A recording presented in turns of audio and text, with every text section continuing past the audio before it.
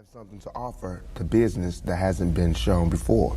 You know, I have a whole energy that represents not just black youth, but white youth, Mexican youth, you know what I'm saying? That change right before you go from being 18 and unresponsible to when you go to being like 21, 22, and the whole world's on your shoulders.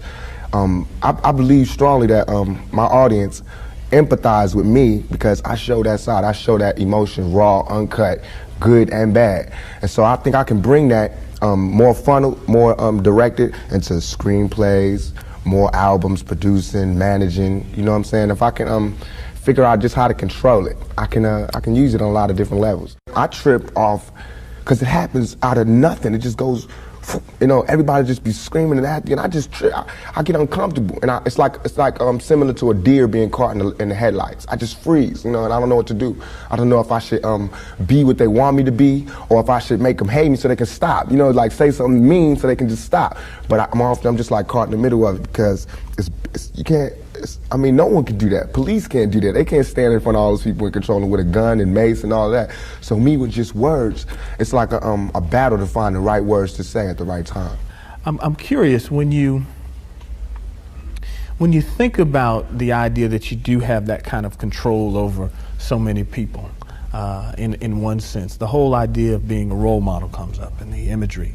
And a lot of people who know you, and I talked to them beforehand, suggested that, hey, you know, when you meet him, he's going to be something entirely different than you imagine and what the media is portraying him.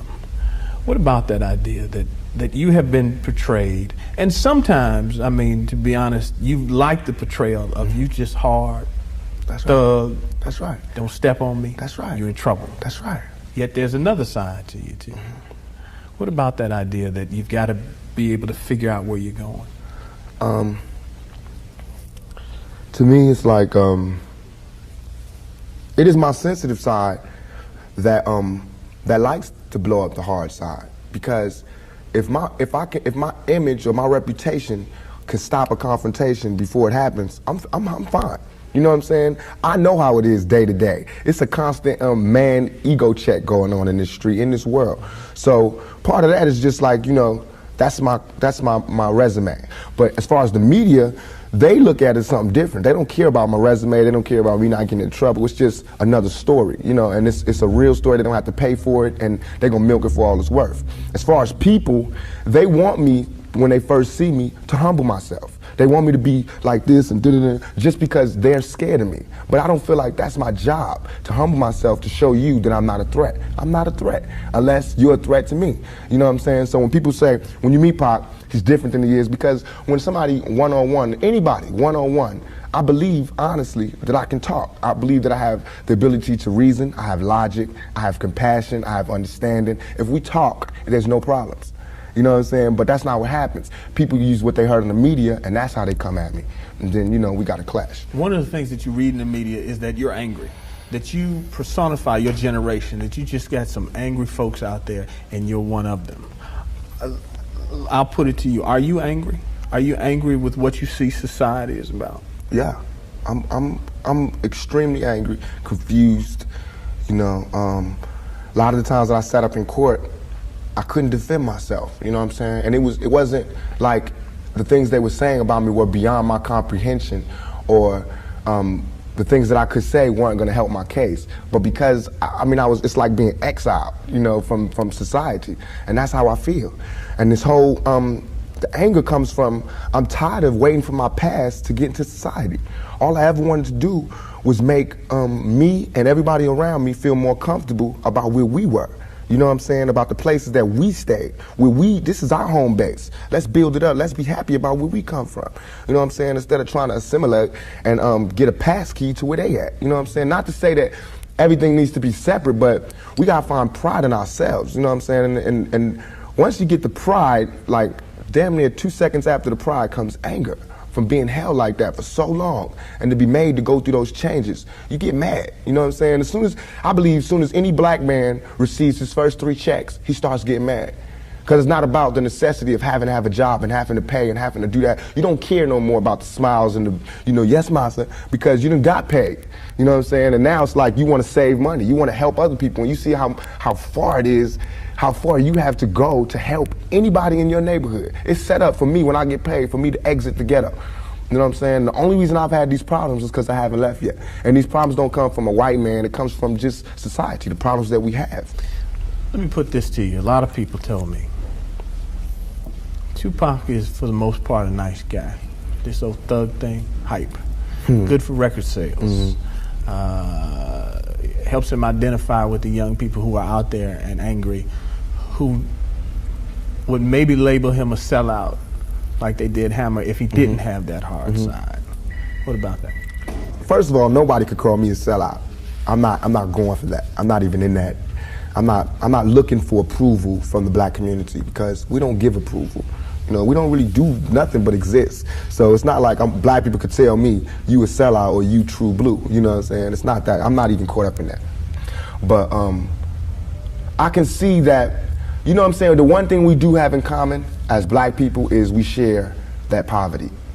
So the thug side is more closer to the poverty than me being rich. You know, how can I come to any community center, you know what I'm saying, sporting a Rolex Presidential, all these diamonds, and be like, look, we, you know what I'm saying, gotta. But now when I say we, they know what I mean. I'm not saying like I live in this neighborhood and nothing, but I'm a thug and they thugs. They can relate to it. I don't even have to say that. You know what I'm saying? When I come, I don't have to say I'm real. They already know that. You know what I'm saying? From me being me, from not pushing the thugness, but I know from the business that everybody in this business is always whispering in your ear about what you can't say, what you can't do, what you can't wear in this world and in this world. It's two worlds, a white world and a black world. All I did was stand in the middle, you know what I'm saying, and say I'm living in both worlds. I can go to the streets and survive, and I can go out here and do my business out here. I'm play devil's advocate again. All right. Critics say, yeah, but you're being pimped. You're being pimped by the record executives who will allow you to do your thug life because it portrays a certain black. I mean, you've heard it, yeah, that if you were just a singer, you wouldn't have the same record contracts you have. Right. But because you portray the thug life, the gangster rap, they've allowed you to make that money. They've allowed you to push and make your platinum. I beg to differ. You know what I'm saying? I'm getting pimped. That's true. But just like how a woman would be, you know what I'm saying? Anybody to be pimped. You know, it's like, it's not that you get pimped, it's how long you get pimped. You know what I'm saying? Because if you really look at this situation, it is not I who's being pimped. When you look at them white kids with Raiders hats on, it's the white folks getting pimped. You know what I'm saying? Because I'm making their future. I'm writing down their curriculum. Right now, what I write in my album today, when it comes out in 2 months, that's what white kids is doing. So who really is getting pimped? What I'm writing in my raps is what them white kids is gonna be saying to their mamas and daddies when they come home. Who is getting pimped? You know what I'm saying? I'm a high school dropout. You know what I'm saying? As far as my teacher told me when I was in high school, I ain't gonna be, you know what I'm saying? I just gotta, it's going down. You know what I'm saying? It's going down. You know, everybody's getting pimped. Whether you work a 9 to 5 or whether you work for yourself, you're getting pimped by somebody. That's not the crime. The crime is how long you allow yourself to get pimped. You have to come up. Everything is a come up. Everything is a struggle. You start from the bottom, working to the top. The press and the media make you think that a black man arming himself is illegal or criminal, or that he wants to arm himself to rob a liquor store or something. You know what I'm saying? That is for me to defend myself, and it should always be. It's just about surviving, you know, and we have to be honest about the tools that we use to survive. And why is a black life any more recoupable than a white life? You know what I'm saying? We know that they don't put the same security in the ghetto that they do in the whites in the white neighborhoods. So therefore, for me to be out here saying don't, you know, put your guns down and no violence, that's hypocritical. And if I didn't talk about the violence, everybody would act like the violence wasn't there. We, as rappers, bought that violence. We bought the violence that we seen on the street. We put in our records for years. And after 3-4 years, people finally starting to see it because of all the statistics that's going on in the streets. If we stop talking about it, then they wouldn't take statistics. And when they stop taking statistics, then we'd be killing each other in the street and these white people wouldn't care no more. Only reason they care is because, you know, there's been some strays and we done slipped over in the white neighborhoods, and there's kids in Iowa that want to be like us. You know what I'm saying? There's kids in Indiana that's trying to be like us because they can relate too. You know what I'm saying? You even admitted, I don't live in that neighborhood anymore. There's no real reason for you to carry a 9mm. Don't believe that. Why? In 2 years, I've had a gun pulled on me by my limo driver, by police, by everybody. You know what I'm saying? And I better be. I better be. You know what I'm saying? I've been attacked. You ain't read the papers about these skinheads trying to blow up black churches. Why? They see me as the enemy just like y'all do. You know what I'm saying? They can come to my house and sit outside my house just like anybody else can. A skinhead. And once my life is gone, it's gone. Can't nobody give it back to me. Not the judge, not the president, not the governor, not Calvin Butts, not Jesse Jackson. They can't do nothing but come to my funeral and talk pretty about how black people suffer. You understand? And as far as Jesse Jackson, my first acting job was at the Apollo Theater when Jesse Jackson was running for president in 1984. It hurts me for him to say anything negative about any rapper because we supported him. He should support us. You know what I'm saying? As far as his image, you know what I'm saying? What was he? What was he doing?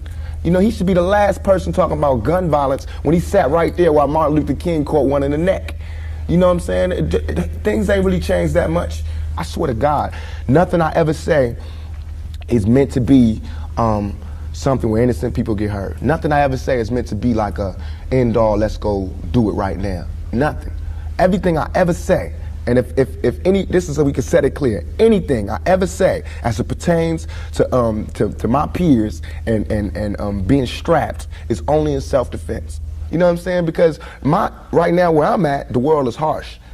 And I just don't got no beautiful stories. You know what I'm saying? I'm gonna just be getting them ready. Because that's why I think I messed up. If somebody would have grabbed me, pulled me to the side and been like, look, Tupac, as soon as you step out here, they're gonna be at you.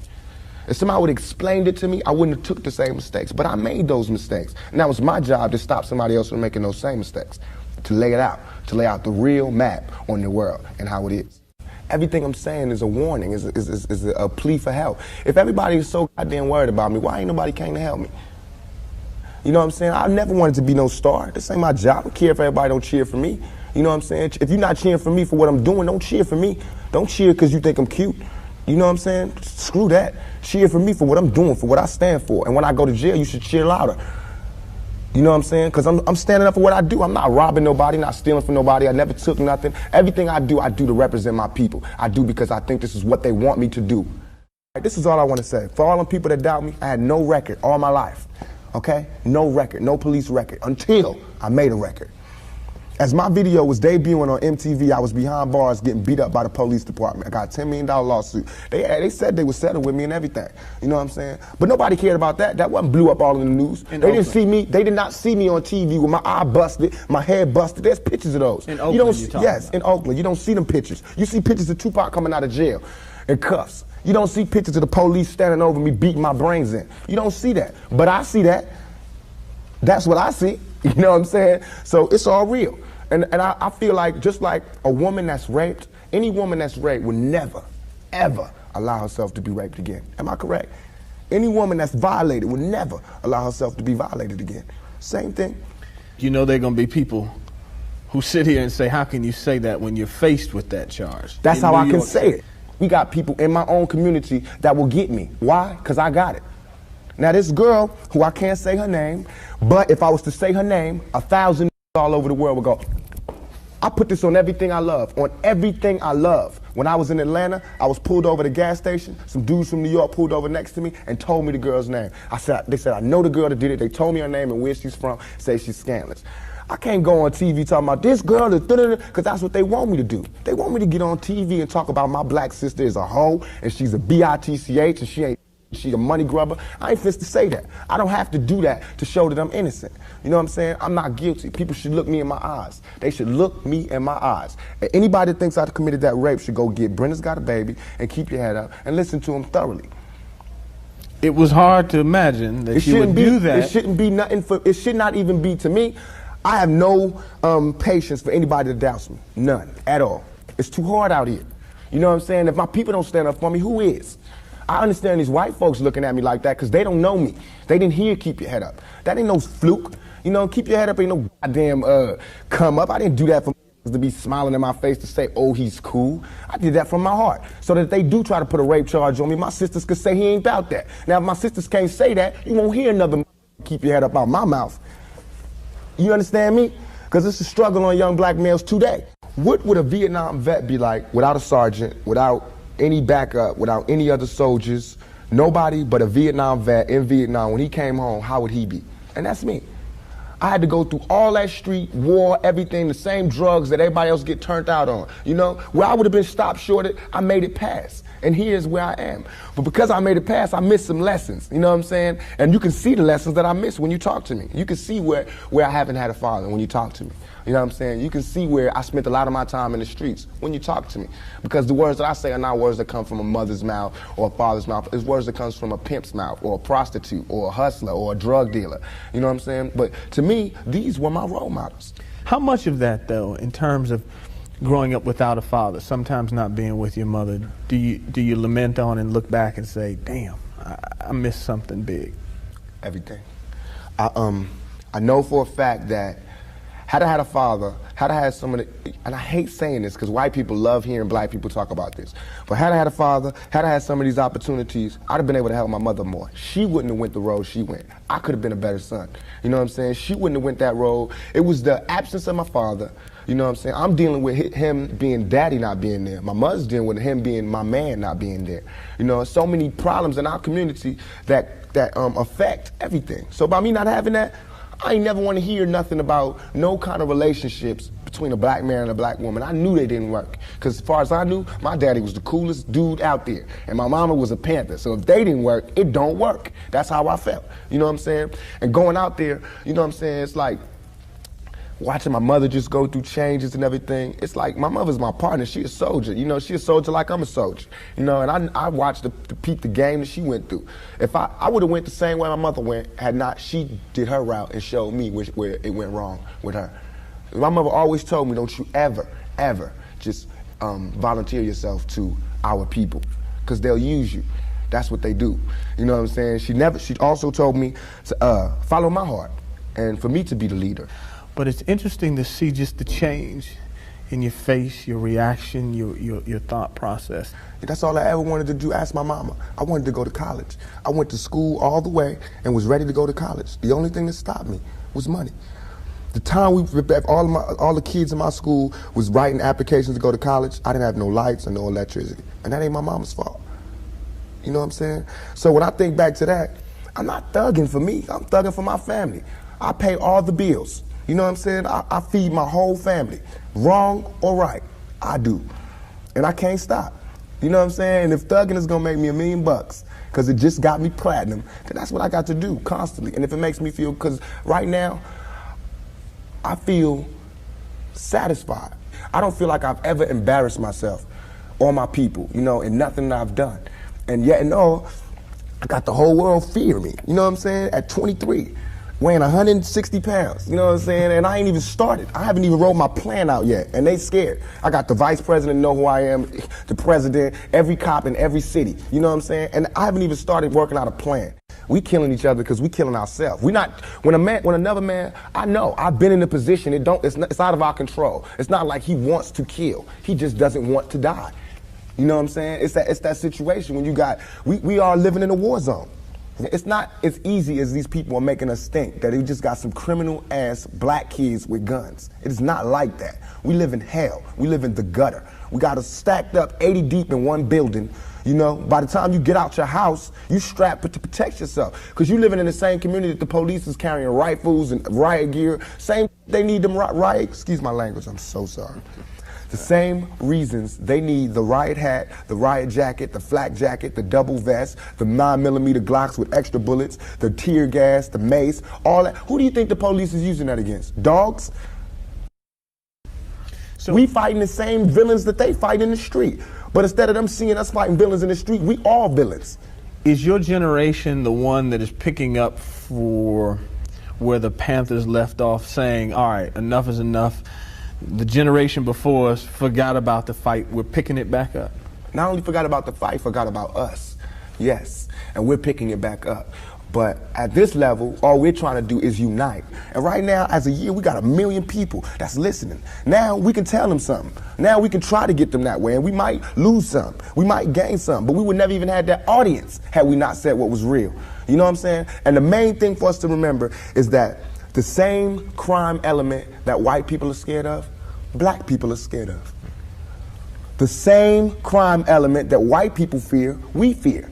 So we defend ourselves from the same crime element that they scared of. You know what I'm saying? While they waiting for legislation to pass and everything, we next door to the killer. We next door to him, you know, because we up in the projects where it's 80 in the building. All them killers that they letting out, they right there in that building. But it's better, just because we black, we get along with the killers or something? We get along with the rapists because we black and we from the same hood? What is that? We need protection too. Finally, I want to ask you about something that someone else asked you in the interview, and I thought the answer was interesting because I think it speaks to you and your generation a lot. Someone said, where do you see Tupac 10 years from now? You said, hey, I just want to be alive. That's real for you. That's so real. I made a metamorphosis. I'm a new person today because I used to strongly and honestly, I feel like I could represent my generation so much because I honestly did not care whether I lived or died. But now, I cannot die with people thinking I'm a rapist or a criminal. I can't leave until this shit's straight. You know, I'm not suicidal. I can't go until y'all really know what time it is. And then after that, boom, it's all over. And we can see, you know, how this shit fall. But that's how it is. And the reason being is because if I can't live free, if I can't live with the same respect as the next man, I don't want to be here.